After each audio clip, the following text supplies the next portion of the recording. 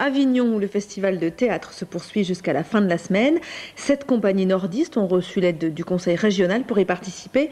Et parmi elles, la toute jeune compagnie Sens Ascensionnel. La troupe présente 2 pièces en Avignon, 2 spectacles différents mais animés du même esprit militant. Alain Méry et Emmanuel Quinard. Dans la Cité des Papes, chaque mois de juillet, c'est le sport favori, le tractage comme on dit ici. Ça dure 1h20. Mais on ne les voit pas passer. 600 compagnies sont présentes dans le off, alors il faut se faire remarquer. Donc voilà, c'est un spectacle qui s'appelle Faut pas payer, mais il faut payer quand même. Ceci dit, c'est quand même une affaire. Christophe s'est vite adapté. Normal, ce jeune homme de 33 ans, formé dans les écoles de commerce, fut banquier dans une vie antérieure. Alors le Festival d'Avignon lui fait justement penser à... C'est un peu l'hypermarché du théâtre ici. C'est à l'image de notre monde où ça devient un petit peu n'importe quoi, où c'est un peu la guerre de l'affichage et du tractage et de la publicité. Alors 24 €.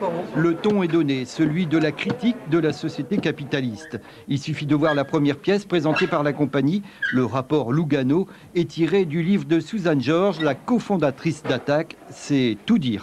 Les gagnants, de plus en plus gagnants, auront toujours les moyens de se protéger des perdants, de plus en plus nombreux.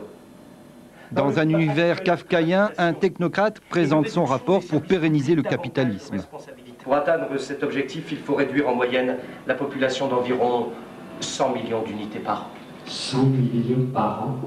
C'est aussi le rôle de l'acteur, des compagnies de théâtre, de s'impliquer dans la société. Le théâtre, ça a été ça depuis l'Antiquité, s'impliquer.